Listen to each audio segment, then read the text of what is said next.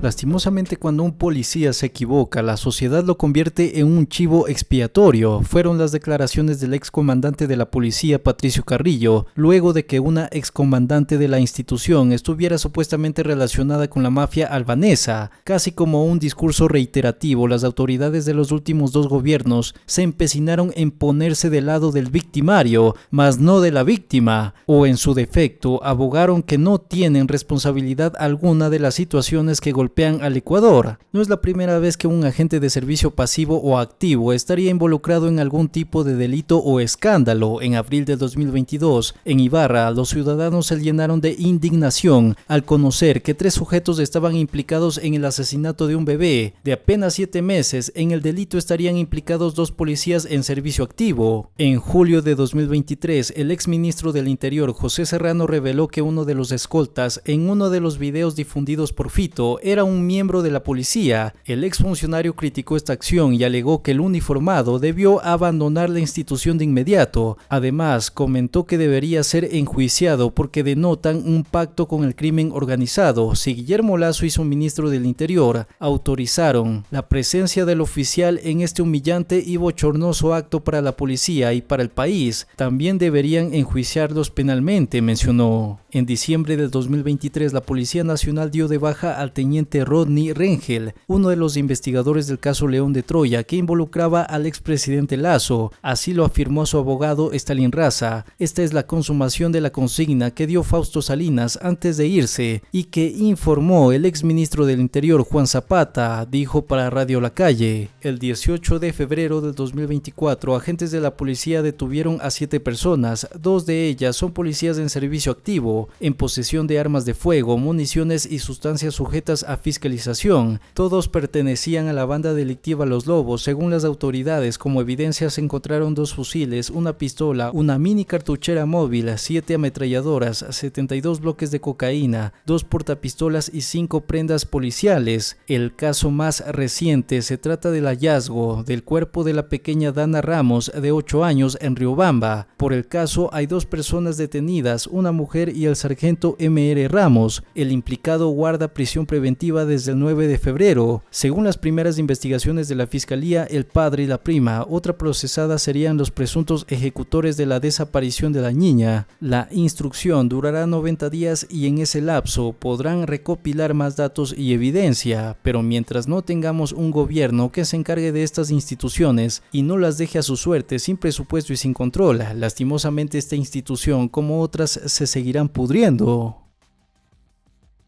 El Estado obeso. Justo en la entrevista que dio Daniel Noboa con Teleamazonas, decía que hay que recortar 1.000 millones en gastos administrativos, porque son sacrificios esenciales que se deben hacer en la lucha y en el combate y toda esta cosa de lo que está sucediendo. El tema del Estado obeso, los gastos administrativos, al final yo como ciudadana que voy a hacer un trámite, es un dolor de cabeza en este momento, en donde prácticamente el tener un pasaporte se demora meses, se demora semanas, y antes no sucedía esto. Pero otra vez está el tema del Estado obeso. ¿Es necesario realmente cortar 1.000 millones de dólares más de no sé cuántos dólares en gastos administrativos? ¿Eso nos va a salvar de donde estamos ahora? A ver, deme una cifra, una referencia para entender qué es Estado obeso, primero. O sea, ¿qué prueba se presentó? ¿Qué referencia? Nada, ninguna. Si tomamos como referencia a Dinamarca, de los países más desarrollados del mundo, el gasto público, que es el principal indicador de la influencia del Estado en la economía, con respecto al PIB, es 50%. Si tomamos de ejemplo a Francia, un país desarrollado europeo, es 55%. Ah, no, es que ustedes allá tienen el estado del bienestar. Tomemos referencia a Estados Unidos, 32%, igual que el nuestro, 32%. ¿Dónde está el Estado obeso? Hay ineficiencia, por supuesto, y sobre todo por la corrupción, porque lo que usted me está diciendo no tiene que ver con Estado obeso, no tiene que ver con tecnología, pura corrupción, puro burocratismo, que se acabó en mi gobierno, ¿no? Y ahora volvió y mucha gente aplaude y prefiere todo eso a votar por Correia. Ya ¿qué podemos hacer? Pero todo esto es mentira, son discursos, o sea, sin datos, sin solo subjetivos, ¿no? Que nos diga dónde va a reducir los 1.000 millones, va a votar más médicos, va a votar más maestros. Claro que se puede hacer ajustes, no creo que de 1.000 millones, pero siempre se puede optimizar, como hacemos permanentemente, el rol del Estado y el gasto público.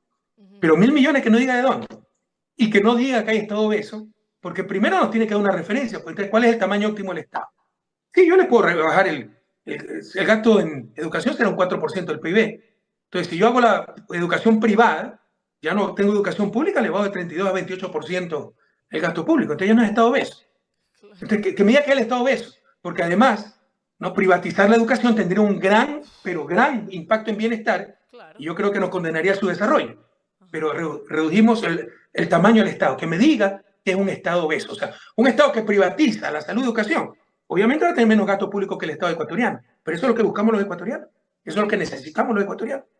Luisa González, algunos de la Revolución Ciudadana también y algunos otros analistas hablan de que hay que declarar también en emergencia ciertos sectores. Muy buenas con todos, compañeros. Empecemos con esta información. El Banco Central del Ecuador cerró en el 2023 con utilidades netas por 683 millones de dólares, siendo el nivel más alto registrado desde el inicio de la dolarización. El nivel de utilidades alcanzadas en 2023 duplicó el monto registrado en 2022, según un comunicado del Banco Central del Ecuador. Con esto, Noboa pretende bajar el riesgo país y hacer que Ecuador dé pasos para asegurar financiamiento con el FMI, pues así lo romantiza la prensa neoliberal. Banco Central rompe récord histórico de utilidades, pero no aplaudan todavía. Ese titular debería decir: el Banco Central vende el oro de la reserva para forzar un disque aumento de utilidades. En opinión del economista David Villamar, mencionó: seguro recordarán